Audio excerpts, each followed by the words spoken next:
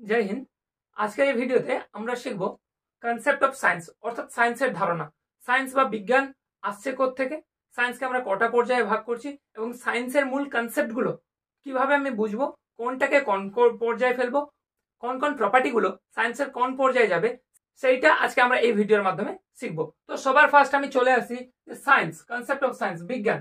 যদি আমি বলি বিজ্ঞানের বিজ্ঞান বলা হয় কোন সাবজেক্টকে? কেমিস্ট্রি বা রসায়ন বিদ্যাকে। কেন? কারণ তুমি যা কিছুই পড়তে যাও, তুমি বায়োলজি পড়তে যাও বা জীবন বিজ্ঞান পড়তে যাও, সেখানে অভাব দেখে গেলে কার? আয়রনের। ঠিক আছে, তাহলে কোন বিজ্ঞান হয়ে গেল? কেমিস্ট্রি। আবার তুমি যদি ফিজিক্স পড়তে যাও, সেখানে ইলেকট্রন যদি পড়তে যাও, সেখানে দেখবে কার্বন, তার অভাব চলে আসছে। তাহলে আমি কি দেখতে পাচ্ছি? রসায়ন। তার মানে বিজ্ঞানের বিজ্ঞান কাকে বলা হচ্ছে? রসায়ন বিদ্যাকে। এবার চলে আসি আধুনিক বিজ্ঞান। এই আধুনিক বিজ্ঞানের জনক কাকে বলা হয়? লেবোসিয়েকে। লেবোসিয়েকে বলা হয় আধুনিক বিজ্ঞানের জনক। এবার যে কোনো পদার্থ বা মেটার্স বা সাবস্টেন্স বা দ্রব্য, যা কিছুই তুমি বলো না কেন, সেটার আমি দুটো রূপ দেখতে পাই। এই যে পেনটা দেখো, এটাকে যদি আমি দেখি বাইরের দিক থেকে যেটা দেখতে পাচ্ছ এক্সটার্নাল ফিচার্স অর্থাৎ বাহ্যিক রূপ, এটা আমি যা কিছু দেখতে পাচ্ছি সাদা কালো একটা ক্যাপ, এই লম্বা, এটা হচ্ছে এর ফিজিক্যাল প্রপার্টি। তার মানে এটা চলে আসছে ভৌত বিজ্ঞানে। আবার এটাকে যদি আমি ভাঙতে শুরু করি, এর ভেতরে কি কি কি পার্ট আছে, এর অভ্যন্তরীণ যে বৈশিষ্ট্যগুলো আমি দেখতে পাবো, সেটা চলে আসে রাসায়ন বিদ্যায় বা কেমিস্ট্রিতে। তাহলে এই কেমিস্ট্রির মধ্যে পদার্থের আমি রূপ দেখতে পাচ্ছি। তাই পদার্থের রূপ যদি আমি দেখতে পাই, সবার প্রথমে যদি চলে আসে পদার্থ বা দ্রব্য বা সাবস্টেন্স কাকে বলে, আমি লিখছি দেখো পদার্থ। এই পদার্থ বা মেটার বা সাবস্টেন্স কাকে বলে? পৃথিবীতে যে কোনো জিনিসের যদি একটা পার্টিকুলার ওজন থাকে, অর্থাৎ গ্র্যাভিটেশনাল ফোর্স অর্থাৎ মাধ্যাকর্ষণ শক্তি, এবং সে তৈরি হয়েছে যে যে এলিমেন্ট গুলো নিয়ে, তার মাস, এই দুটোকে যোগ করে বলা হচ্ছে ভার বা ওজন, সেটা, এবং সে যে জায়গাটা জুড়ে অকুপাই করে অর্থাৎ নির্দিষ্ট একটা জায়গা জুড়ে থাকবে, সেই রকম প্রত্যেকটা জিনিসকে বলা হচ্ছে দ্রব্য বা সাবস্টেন্স বা পদার্থ। ঠিক আছে, তার মানে পৃথিবীতে এমন কোনো জিনিস নেই যার ওজন নেই বা সে একটা নির্দিষ্ট ভলিউম জুড়ে থাকে না। ঠিক আছে, যেরকম আমি দেখতে পাচ্ছ আমার নির্দিষ্ট একটা ওজন আছে 60 কেজি, এবং আমি একটা জায়গা জুড়ে দেখো অবস্থান করছি, অর্থাৎ তোমাকে যে পড়াচ্ছি, তার মানে আমি একটা দ্রব্য। তোমার হাতে যে মোবাইলের মাধ্যমে তুমি দেখছো, সেই মোবাইলটা একটা নির্দিষ্ট ওয়েট আছে এবং মোবাইলটা দেখো একটা পার্টিকুলার জায়গা জুড়ে আছে, তার মানে এটাই হয়ে যাচ্ছে পদার্থ। তাহলে মা যে আমাদের ছোটবেলায় বলতেন তুই একটা অপদার্থ, স্যারেরা কোথায় কোথায় বলেন তুই একটা অপদার্থ। তাহলে অপদার্থ জিনিসটা কি? অপদার্থ বলে কিন্তু কিছু হয় না, এক্সিস্ট করে না। অর্থাৎ প্রত্যেকটা বস্তু মানে প্রত্যেকটা জিনিসের নির্দিষ্ট একটা ওজন আছে এবং সে পার্টিকুলার একটা জায়গা জুড়ে অবস্থান করছে, তাকেই বলে দিচ্ছি কি আমি পদার্থ। তাহলে কি স্যার পৃথিবীতে অপদার্থ মানে পদার্থ নয় বা সাবস্টেন্স নয়, এরকম কোন বস্তু কি এক্সিস্ট করে না? হ্যাঁ করে। সেটা একটা মাত্র আছে, প্রকাশ, লাইট বা আলো। ঠিক আছে, আলো তুমি দেখে নাও নির্দিষ্ট একটা জায়গা, একটা ভলিউম তো নেয় ঠিকই, কিন্তু তার নির্দিষ্ট কোনো ওয়েট নেই। কি করে বুঝবে? তুমি যাও একটা বালতি নাও, সূর্যের আলোকে এক বালতি পুড়ে নাও, দিয়ে অন্ধকার ঘরে এসে মাপো, দেখতে পাচ্ছ না। তার মানে আমি দেখতে পাচ্ছি সূর্যের আলো বা যে কোনো লাইট রে, সেটা কোনো পদার্থ নয়, কারণ সে একটা জায়গা, একটা স্পেসিফিক এরিয়া অকুপাই করলেও তার নির্দিষ্ট কোনো কি নেই, ওজন নেই, তাই সেটা আমি বলতে পারি অপদার্থ। ক্লিয়ার হলো? এবার চলে আসছি পদার্থ বা দ্রব্য বা সাবস্টেন্স। একে আমি কটা ভাগে ভাগ করছি? আমি একটু আগেই বললাম পদার্থ বা দ্রব্য, এটাকে আমি দুটো ভাগে ভাগ করছি। একটা হচ্ছে ফিজিক্যাল প্রপার্টি, যেটাকে আমি বলছি ভৌত বিজ্ঞান, আর একটা হচ্ছে কেমিস্ট্রি, যেটাকে আমি রাসায়ন বিদ্যা বলছি। এই পদার্থের ভৌত বিজ্ঞান বা ভৌত অবস্থা তো আমি পরিষ্কার দেখতে পাচ্ছি। এই রাসায়ন বিদ্যাটা কিভাবে আসে? সবার প্রথম এই রাসায়ন বিজ্ঞানের উদ্ভব হচ্ছে মিশর দেশ থেকে। কিভাবে না, মিশরের লোকেরা ওখানকার কালো মাটি আর বিভিন্ন রকমের কেমিক্যাল নিয়ে মমি তৈরি করত। এই জায়গা থেকে আমাদের তৈরি হচ্ছে কি রাসায়ন বিদ্যা বা কেমিস্ট্রি। এবার ফার্স্ট আমি যে প্রপার্টিটা নিয়ে পড়াচ্ছি, পদার্থের যে অবস্থা, সেটা হচ্ছে ভৌত অবস্থা। পদার্থের ভৌত অবস্থাকে মূলত তিনটে ভাগে ভাগ করা হয়। কি কি তিনটে? এক নম্বর পার্টে হচ্ছে তোমার পদার্থের একটা হচ্ছে আমি বলছি কঠিন, যেটাকে ইংরেজিতে বলে সলিড। দু নম্বর পার্ট যেটা হচ্ছে সেটা হচ্ছে তরল, যেটাকে ইংলিশে আমি বলছি লিকুইড। এবং তিন নম্বর যে পার্টটা সেটা হচ্ছে গ্যাস, যেটাকে ইংলিশে নাম হচ্ছে গ্যাস। কঠিন পদার্থ কাকে বলে না, যে বস্তুর গাঢ়াপন, ঘনত্ব বা ডেনসিটি অনেক বেশি, মানে প্রত্যেকটা অণু, একটা পদার্থ, এই পদার্থ অনেকগুলো অণু নিয়ে তৈরি, প্রত্যেকটা অণু যখন একে অপরের কাছে কাছে কাছে জড়িয়ে একদম সলিড হয়ে যায়, যার ঘনত্ব যত বেশি হচ্ছে, ডেনসিটি যত বেশি হচ্ছে, সেই পদার্থ তত বেশি সলিড হচ্ছে, ঠোস হচ্ছে বা কি হচ্ছে, কঠিন বস্তু হচ্ছে, যেটাকে আমরা ইংরেজিতে বলছি সলিড। এটা গেল ফার্স্ট পার্ট। এবং সেকেন্ড হচ্ছে গ্যাস। গ্যাস হচ্ছে এই পদার্থের অণুগুলো একেবারেই একে অপরের কাছে থাকে না, একে অপরের থেকে দূরে থাকে, তাই এটা হালকা হয় এবং একেবারেই পাতলা হয়। তার মানে অণু একেবারে কাছাকাছি কঠিন, অণু একেবারে কাছাকাছি নয়, একে অপরের বহু দূরে, সেটা হচ্ছে গ্যাস। এই দুটোর মাঝখানে যেটা থাকছে, অণু থাকছে তো কিন্তু কাছাকাছি নয়, আবার দূরেও নয়। এইখানে তরলটা যখন হিলতে দুলতে থাকছে, মানে অণুগুলো একে অপরের কাছে আসছে আবার জড়াচ্ছে না, এই অবস্থায় হয়ে যাচ্ছে কি তোমার লিকুইড। ঠিক আছে, তার মানে পদার্থের তিনটে অবস্থা আমি দেখতে পেয়ে গেলাম, কঠিন, তরল, গ্যাস। প্রথম হচ্ছে কঠিন, সেকেন্ড হচ্ছে গ্যাস, মাঝখানে যেটা থেকে যাচ্ছে তরল। এরপরেও এর বাইরেও পদার্থের দুটো অবস্থান এক্সিস্ট করে, যেটা তোমাকে প্রশ্ন করে পদার্থের চতুর্থ অবস্থার নাম কি। পদার্থের চতুর্থ অবস্থার নাম হচ্ছে প্লাজমা বা আয়নাইজেশন। এই প্লাজমা বা আয়নাইজেশন জিনিসটা কি? কোন একটা পদার্থ, আমি ধরে নিলাম বরফ, আইস, তাকে আমি হিট দিলাম, টেম্পারেচার দিলাম, ঠিক আছে, প্রচুর পরিমাণ উষ্ণতা দিলাম, তাহলে কি হবে? সে লিকুইডে পরিণত হবে। আবার লিকুইডকে আরো প্রচুর পরিমাণে আমি কি করছি? টেম্পারেচার দিচ্ছি, কি হবে? সেটা গ্যাস হয়ে যাবে। আবার এই গ্যাসকেও যদি আমি আরো আরো আরো প্রচুর পরিমাণে টেম্পারেচার দিতে থাকি, তাহলে কি হতে হবে? তাহলে এর যে অণুগুলো এবার একে অপর থেকে দৌড়াতে শুরু করবে। মানে বিষয়টা এরকম, ধরে নাও আমরা একটা ক্লাসরুমে সবাই মিলে ক্লাস করছি, আগুন লাগিয়ে দিল কেউ হঠাৎ করে, তার মানে কি আমরা একে অপর থেকে যে দৌড় দূরে যেতে শুরু করলাম। তার মানে আমরা প্রথমত কঠিন ছিলাম একসাথে গুটিয়ে, তারপরে যে আগুনটা লাগলো দৌড়াতে শুরু করলাম তরল। এবার কি হয়েছে? কেউ একজন পেছনে মশাল নিয়ে একজনের পেছনে ছুটলো, যে তাকে দিল আগুনটা লাগিয়ে, তার মানে তার কিডনি, লাংস, মাথা, চোখ ফোক যেদিকে খুশি ছড়িয়ে ছিটিয়ে চলে গেল। তার মানে এটাই হয়ে যাচ্ছে কি একদম খন্ড খন্ড হয়ে যাওয়া, বিছড়ে যাওয়া, যেটাকে বলা হচ্ছে আইনাইজেশন, অর্থাৎ টুকরো টুকরো হয়ে যাওয়া। এরকম অবস্থা আমি কোথায় দেখতে পাবো? সূর্যের মধ্যে high temperature, helium, hydrogen, high temperature এমন ভাবে ছড়িয়ে ছিটিয়ে আছে যেটা সূর্যের অবস্থা আয়নাইজেশন বা প্লাজমা অবস্থায় আছে। তার মানে পদার্থের চতুর্থ অবস্থা কি? প্লাজমা। এটা কি ধরনের নেচার? প্রচুর পরিমাণে হাই টেম্পারেচার লাগে প্লাজমা অবস্থা। ঠিক আছে, একটা বেসিক এক্সাম্পল আমি দিতে পারি, কফ, গলার কফ, দেখবে তুমি খাপ করে যখন কফটা ফেলে দাও, সেটা না কঠিন, না তরল, না গ্যাসীয়, ঠিক এবারে হেলতে দুলতে থাকে। এর আরো বেসিক এক্সাম্পল, তুমি লোহাকে একদম হাই টেম্পারেচারে গলিয়ে দাও, সোনাকে হাই টেম্পারেচারে গলিয়ে দাও, দিয়ে একটা পাত্র রাখবে, দেখবে হেলতে দুলতে থাকছে, অর্থাৎ যাচ্ছেও না, আবার এতটা হাই টেম্পারেচার গ্যাসও নয়, কঠিনও নয়, তরলও নয়, এই সবগুলোর মাঝখানে আছে। তাহলে এইরকম একটা অবস্থাকে বলা হচ্ছে পদার্থের চতুর্থ অবস্থা, যেটা হচ্ছে প্লাজমা অবস্থা। এর বাইরেও একটা পদার্থের অবস্থান আছে, যেটাকে বলা হয় বিআইসি। বিআইসি ফুল ফর্ম হচ্ছে বোস আইনস্টাইন কন্ডেনসেশন। এটার মানে বোঝো, যখন আমাদের ভারতবর্ষ স্বাধীনতা লাভ করেনি, তখন বাঙালি একজন বিজ্ঞানী সত্যেন্দ্রনাথ বোস, তিনি একটা পদার্থ আবিষ্কার করেছেন। তিনি যখন পদার্থটা আবিষ্কার করেছেন এবং তার সিদ্ধান্ত যখন উনি গবেষণাগারে দিয়েছেন ছাপানোর জন্য, তখন ওরা কিন্তু কেউ ছাপায়নি যে একটা গোলাম দেশে কি বিজ্ঞানী হতে পারে। তো তিনি তার সেই সিদ্ধান্তটাকে পাঠিয়েছেন কোথায়? আমেরিকা, আইনস্টাইনের কাছে। আইনস্টাইন সেটাকে দেখেছেন, দেখে এবার ছাপিয়েছেন এবং সেই পদার্থটার নাম বেরিয়েছে। তো আইনস্টাইন এতটাই সৎ লোক ছিলেন, তিনি বলেননি না এটা আমার প্যাটেন্ট, উনি বলেছেন এটা আমার নয়, ভারতবর্ষের বুকে বাংলা নামক একটা জায়গা আছে, সেখান থেকে একজন বিজ্ঞানী, বাঙালি বিজ্ঞানী সত্যেন্দ্রনাথ বোস, তিনি এই পদার্থটা আবিষ্কার করেছেন। তাই এই পদার্থটার নাম হচ্ছে বোস আইনস্টাইন কন্ডেনসেশন। দেখো আগে তাই সত্যেন্দ্রনাথ বোস, তারপরে আইনস্টাইনের নাম এসে, এবং কন্ডেনসেশন, কন্ডেনসেশন কথার অর্থ হলো লো টেম্পারেচার, মানে আয়নাইজেশন বা প্লাজমা হচ্ছিল হাই টেম্পারেচার, কন্ডেনসেশন হচ্ছে লো টেম্পারেচার। দেখো জিনিসটা আমি তোমাকে বোঝানোর চেষ্টা করছি। দেখো প্রথমে ছিল তরল, মানে এই ঠিক এটার উল্টো, প্লাজমার উল্টো, একদম গ্যাস, গ্যাসকে আমি ঠান্ডা করলাম, কি হলো? লিকুইড, লিকুইডকে আরো ঠান্ডা করলাম, কি হলো? কঠিন, কঠিনকে আরো ঠান্ডা, মানে আমি যদি করি -273 ডিগ্রি, ঠিক আছে, যেটাকে বলা হয় পরম শূন্য উষ্ণতা, এর নিচে পৃথিবীতে আর ঠান্ডা এক্সিস্ট করে না।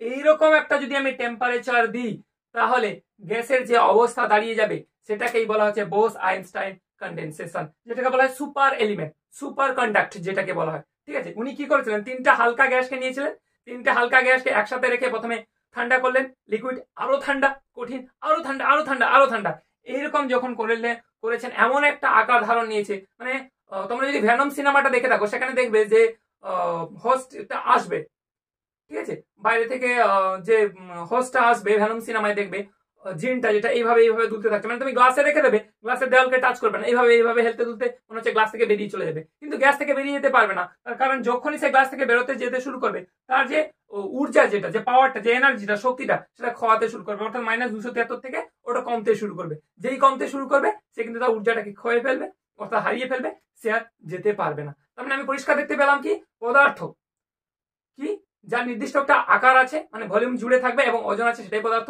তার দুটো রূপ, একটা হচ্ছে ফিজিক্যাল, একটা কেমিস্ট্রি অর্থাৎ ভৌত বিজ্ঞান, রাসায়ন বিদ্যা। ভৌত বিজ্ঞানের মধ্যে আমি দেখছি পদার্থের তিনটি অবস্থা, কঠিন, তরল, গ্যাস। মূলত এর বাইরেও পদার্থের দুটো অবস্থান এক্সিস্ট করে, একটা হচ্ছে প্লাজমা যেটা হাই টেম্পারেচার, একটা হচ্ছে বিআইসি বোস আইনস্টাইন কন্ডেনসেশন যেটা হচ্ছে একদম লো টেম্পারেচার অর্থাৎ -273 ডিগ্রি ক্যালভিন। এবারে আসছি কোথায়, পদার্থের রাসায়নিক রূপ অর্থাৎ কেমিস্ট্রি পার্টে। পদার্থের রাসায়নিক অবস্থায় যদি আবার দেখতে যাই, তাকে আমি প্রধানত তিনটে ভাগে ভাগ করছি। কি কি? একটা হচ্ছে মৌলিক পদার্থ যেটাকে এলিমেন্ট বলছি, একটাকে যৌগিক পদার্থ যেটাকে কম্পাউন্ড বলছি, একটাকে মিশ্র পদার্থ বা মিক্সড যেটা বলছি। ফার্স্ট চলে আসছি মৌলিক পদার্থ। মৌলিক পদার্থ কাকে বলে? এমন একটা পদার্থ যে পদার্থটা একটা মাত্র অণু নিয়ে গঠিত, এইরকম পদার্থকে বলা হচ্ছে মৌলিক পদার্থ। যেরকম আমি যদি বলি O2 দেখো, O প্লাস ও দুখানা অণু, দুটো অণু হলেও একই নেচারের অণু, মানে একটাই মাত্র অণু নিয়ে গঠিত, অক্সিজেন এবং অক্সিজেন, এইরকম পদার্থকে বলা হচ্ছে কি মৌলিক পদার্থ। যেরকম একটা বড় এক্সাম্পল হচ্ছে এফি, কি নিয়ে তৈরি? শুধুমাত্র লোহা, একটাই মাত্র অণু। আচ্ছা গোল্ড, ঠিক আছে, গোল্ডকে অ্যাকচুয়ালি বলা হয় অর্নামেন্টস, যেটা ঠিক আছে AU অর্নামেন্টস, একটাই মাত্র অণু নিয়ে তৈরি। তো এইরকম পদার্থ, যে পদার্থ একটা মাত্র অণু নিয়ে তৈরি, এইরকম পদার্থকে কি বলা হচ্ছে? মৌলিক পদার্থ। যেরকম এই যে সোনা বা গহনা, এটা অ্যাকচুয়ালি উচ্চারণ অ্যাকচুয়ালি কি বলা হচ্ছে? AU অর্নামেন্টস, ঠিক আছে। এই জন্য তুমি যখনই কোনো গয়নার দোকানে যাবে, ওখানে লেখা আছে দেখবে jewellery house, not a ornament house. কারণ এই যে সোনার দোকানে শুধুমাত্র সোনাই পাওয়া যায় না, সোনার মধ্যে যদি অন্য কিছু খাদ মিশিয়ে দেয় ওরা, তাহলে ওটা মৌলিক থাকলো না, যৌগিক হয়ে যাচ্ছে, মানে দুটো অণু নিয়ে গঠিত। তাই সোনা তো আলাদা করেই বিক্রি করবে, সোনার সাথে চাঁদি বা অন্যান্য জিনিসও বিক্রি করে। তাই একই জিনিস, একই রকমের জিনিস রাখে বলে লাক্সারি গুডস, সেটাকে লেখা হয় jewellery house, not a ornament house. কিন্তু অর্নামেন্টস মানে একটা মাত্র অণু নিয়ে তৈরি। এবার চলে আসি যৌগিক। যৌগিক কি? একের বেশি অণু নিয়ে গঠিত, এই রকম পদার্থকে বলা হচ্ছে যৌগিক। যেরকম আমি যদি বলি জল, কি আছে? H2O, মানে দুভাগ হাইড্রোজেন এক ভাগ অক্সিজেন। আমি যদি বলি CO2, কার্বন ডাই অক্সাইড, এক ভাগ কার্বন দুভাগ কি হচ্ছে অক্সিজেন, মানে একের বেশি অণু নিয়ে গঠিত, এরকম পদার্থকে কি বলা হচ্ছে? যৌগিক পদার্থ বা কম্পাউন্ড। নেক্সট হচ্ছে কি মিশ্র পদার্থ, এটাও একের বেশি অণু নিয়ে গঠিত, ঠিক আছে। এবার তোমার প্রশ্ন হচ্ছে বলে যাবে স্যার যৌগিকও একের বেশি অণু নিয়ে গঠিত, মিশ্রণও একের বেশি অণু নিয়ে গঠিত, তার মানে আমি কিভাবে ক্লাসিফাই করব যৌগিক এবং মিশ্রণকে? দেখো যৌগিক হচ্ছে একটা একের বেশি অণু নিয়ে গঠিত তো ঠিকই, প্লাস সে একটা সমীকরণ তৈরি করতে পারবে। যেরকম দেখো H2O, দুভাগ হাইড্রোজেন এক ভাগ অক্সিজেন, একটা সংকেত তৈরি করছে কি H2O। আবার এক ভাগ কার্বন দুভাগ অক্সিজেন নিলে হচ্ছে কার্বন ডাই অক্সাইডের একটা গ্যাস, সে একটা সমীকরণ তৈরি করতে পারছে। কিন্তু আমি যদি মিশ্রণ বলি, আমরা পড়েছিলাম মিশ্রণ, আচ্ছা শরবত, জল, চিনি দুটোকে মিলিয়ে দাও, কি সংকেত আসছে? ভাত, ডাল, তরকারি মিশিয়ে দাও, কি সংকেত আসছে? কোনো কিছু সংকেতই আসছে না। বোঝা গেছে? মানে পরিষ্কার মৌলিক, যৌগিক, মিশ্রণ, এই তিনটে হচ্ছে পদার্থের রাসায়নিক পার্ট, তার তিনটে পার্ট, ঠিক আছে। বোঝার নিয়ম, মৌলিক হচ্ছে একটা মাত্র অণু নিয়ে গঠিত, যৌগিক একের বেশি অণু নিয়ে গঠিত প্লাস সমীকরণ তৈরি করতে পারছে, এবং মিশ্রণ কি একের বেশি অণু তো ঠিকই, কিন্তু কোন রকমের সমীকরণ গঠন করতে পারছে না। এবার এই মৌলিক পদার্থকে আবার তিনটে ভাগে ভাগ করছি। কি বললাম? মৌলিক পদার্থকে আমি তিনটে ভাগে ভাগ করছি। কি কি তিনটে ভাগ? দেখো খুব সুন্দর। এক নম্বর হচ্ছে মেটাল বা ধাতু, 2 নম্বর নন মেটাল বা অধাতু, 3 নম্বর হচ্ছে মিশ্র ধাতু বা মিক্সড মেটাল। মৌলিক পদার্থের তিনটে ভাগ। দেখো ফার্স্ট হচ্ছে মেটাল বা ধাতু, যার অপর নাম হচ্ছে চালক, অর্থাৎ যার মধ্যে দিয়ে তাপ তড়িৎ তুমি যা কিছুই দাও চলতে শুরু করছে, সেটা হচ্ছে মেটাল। নন মেটাল নাম হচ্ছে অচালক বা বাধা দেওয়া, তার মধ্যে দিয়ে তাপ তড়িৎ কিছুই যেতে পারবে না। যেরকম কাঠ, প্লাস্টিক, তুমি তাপ দাও বা তড়িৎ দাও, এক প্রান্ত থেকে আরেক প্রান্তে যাবে না। কিন্তু তুমি যদি লোহা দাও, লোহার এক প্রান্তে লাগাও কারেন্টের তার, অন্য প্রান্তে হাত দাও, শক খাচ্ছ। তার মানে তাপ তড়িৎ দুটোই যাচ্ছে। এই দুটোর মাঝখানে থেকে যাচ্ছে কি মিশ্র ধাতু, অর্থাৎ ধাতু ও ধাতুর মিশ্রণে তৈরি হচ্ছে মিশ্র ধাতু, ঠিক আছে। অর্থাৎ এই কারেন্টকে যেতেও দেবে প্লাস বাধাও দেবে, তাপকে যেতেও দেবে বাধাও দেবে, ঠিক আছে। যেরকম একটাই মাত্র পৃথিবীতে উদাহরণ আছে, যেটা হচ্ছে সিলিকন। কোথায় দেখতে পাবে? SIM card, memory card, ATM card উল্টাবে গোল্ডেন কালারের যেটা চিকচিক চিকচিক করে, ওটাই হচ্ছে সোনালী কালারের, ওটাই হচ্ছে সিলিকন, যেটা হচ্ছে অর্ধ চালক, মানে তাপ আর তড়িৎ আস্তে আস্তে করে যেতে দেয়। যেরকম আমার যদি লাগে হিউজ পরিমাণ কারেন্ট, কি নেব? মেটাল। কারেন্ট লাগবে না, নন মেটাল। হালকা হালকা কারেন্ট লাগবে, কি নেব? এই যে মিশ্র ধাতু, যেটা হচ্ছে সিলিকন বা মিক্সড মেটাল। এই জন্য দেখবে ওয়াশিং মেশিন, টিভি, ফ্যান প্রচুর পরিমাণ কারেন্ট লাগে, তাই এদেরকে বলা হয় ইলেকট্রিক ডিভাইস। কিন্তু মোবাইলের চার্জার, টর্চের চার্জার অতটা পরিমাণে কারেন্ট লাগে না, আস্তে আস্তে লাগে, তাই এগুলো হচ্ছে ইলেকট্রনিক্স ডিভাইস। মানে ইলেকট্রিক আর ইলেকট্রনিক্স ডিভাইস কি সেটা আমার এখান থেকে আমি ক্লিয়ার ভাবে জানতে পারছি। ওকে, আমি রিপিট করছি পুরোটা। এবার দেখো, আমি আসছি যৌগিক এলিমেন্ট। কি? একটার বেশি অণু নিয়ে তো গঠিত এবং সমীকরণ তৈরি করতে পারে এইরকম পদার্থকে আমি বলছি যৌগিক পদার্থ বা কম্পাউন্ড এলিমেন্ট। একে আমি দুটো ভাগে ভাগ করছি, একটা হচ্ছে কার্বনিক, একটা হচ্ছে অকার্বনিক। যদি ইংলিশে বলি অর্গানিক, ইনঅর্গানিক। যেটা আমরা পড়েছি অর্গানিক কেমিস্ট্রি, ইনঅর্গানিক কেমিস্ট্রি, সেটা কিন্তু কার্বন থাকলে অর্গানিক, কার্বন না থাকলে ইনঅর্গানিক। ঠিক আছে, এবার চেনার উপায় কি? কার্বনের মধ্যে কার্বন থাকবে, সি থাকবে, এবং কার্বনিকের মধ্যে সি থাকবে না। ঠিক আছে, আমি কয়েকটা এক্সাম্পল দিচ্ছি। CO2 কি হবে বলো? কার্বনিক। আচ্ছা, আমি দিলাম H2O, কি হবে? সি নেই, ও কার্বনিক। বোঝা গেছে? অর্থাৎ সোজা উপায় কি, সি থাকবে কার্বনিক, H2O থাকবে ও কার্বনিক। আরেকটা এক্সাম্পল, CaOH কি হবে? CaOH কি হবে? কার্বনিক। কেন? সি আছে। কিন্তু না, এই যে বললাম সায়েন্স মুখস্থ করলে হবে না, কনসেপচুয়ালি বুঝতে হবে। যখন তোমার সি এর পরে ক্যাপিটাল লেটার থাকবে ও, তখনই সেটা কার্বন হবে।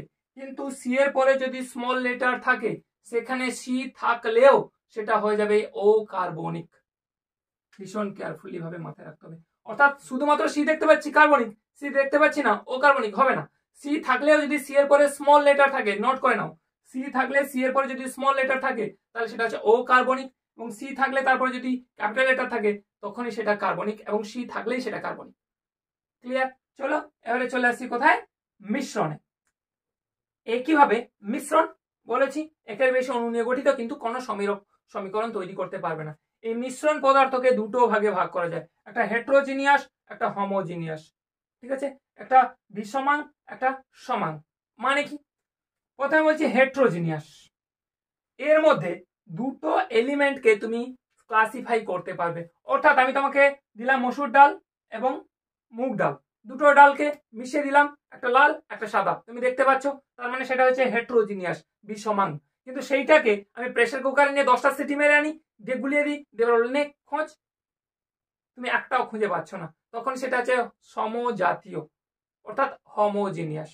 বোঝা গেছে? অর্থাৎ আমার এই ক্লাসরুমে তুমি দেখে নাও, ছেলে মেয়ে সবাই বসে আছে, একদিকে ছেলে একদিকে মেয়ে, কিন্তু মিশিয়ে বসে আছে। যদি মিশিয়ে দিই আমি ক্লাসিফাই করতে পারবো, ওটা ছেলে ওটা মেয়ে, ওটা ছেলে ওটা মেয়ে। কি হলো? হেট্রোজিনিয়াস। ঠিক আছে, অর্থাৎ বিষমাং আমি বাঁচতে পারছি। কিন্তু এই সবকটাকে নিয়ে আমি যে পাকা ঘর তৈরি করে যে রোলিং মেশিন, সবগুলোকে ফেলে একবার রোল করে চালিয়ে দাও, দিয়ে বের করে নাও হাড় পা কোনটা দেখে কিছুই চিনতে পারবে না, তখন সেটা হয়ে যাচ্ছে কি হোমোজিনিয়াস, অর্থাৎ মিশে যাচ্ছে। ক্লিয়ার? তাহলে আজকের এই কনসেপ্টটাই আমি দিলাম। সায়েন্স জাস্ট আসছে কোত্থেকে, বিজ্ঞানের বিজ্ঞান কাকে বলা হচ্ছে, রাসায়নবিদ্যার উদ্ভব কোথায় হচ্ছে, আধুনিক বিজ্ঞানের জনক কাকে বলা হচ্ছে, পদার্থ কাকে বলবো, পদার্থর সংজ্ঞায় একটা জিনিসকে পদার্থ হতে হলে তার মধ্যে কি কি বৈশিষ্ট্য থাকতে হবে। পদার্থকে দুটো ভাগে ভাগ করলাম, একটা ফিজিক্যাল প্রপার্টি, একটা কেমিক্যাল প্রপার্টি। ফিজিক্যাল প্রপার্টিকে তিনটে ভাগে ভাগ করলাম, সলিড, লিকুইড, গ্যাস, আয়নাইজেশন और প্লাজমা और BIC বস আইনস্টাইন কনডেনসেশন, সবগুলোর উদাহরণ দিলাম। রাসায়ন পার্টে আমি কি করলাম, তিনটে পার্টে কি কি, এলিমেন্ট, কম্পাউন্ড, মিক্সড, অর্থাৎ মৌলিক, যৌগিক, মিশ্রণ। মৌলিক পদার্থকে আমি তিনটে ভাগে ভাগ করলাম, কি কি, metal, non metal, mixed metal. যৌগিককে আমি দুটো ভাগে ভাগ করলাম, কি কি, কার্বনিক ও কার্বনিক। ঠিক আছে, আর লাস্ট হচ্ছে মিশ্রকে দুটো ভাগে ভাগ করলাম, হেট্রোজিনিয়াস, হোমোজিনিয়াস। তো এই ছিল বেসিক কনসেপ্ট। এর উপর দাঁড়িয়েই আমি সায়েন্সের ফিজিক্যাল পার্ট কিংবা কেমিক্যাল পার্ট দুটোই আলাদা আলাদা করে পড়বো। তোমরা আমাকে নিচে কমেন্ট সেকশনে কমেন্ট করো, ফার্স্ট কোনটা শুরু করবো, কেমিক্যাল নাকি ফিজিক্যাল, যেটা বলবে সেটাই। এবং এই ভিডিও ডেসক্রিপশন বক্সে আমার হোয়াটসঅ্যাপ নাম্বার দেওয়া আছে, যারা ক্লাস করতে ইচ্ছুক তারা আমাকে একটু কমেন্ট করো। আর ভিডিওটা ভালো লাগলে অবশ্যই সাবস্ক্রাইব করো, বন্ধুদের সাথে শেয়ার করো এবং লাইক করো। পরের ভিডিওতে তোমাদের সাথে আবার দেখা আছে। জয় হিন্দ, বন্দে মাতরম।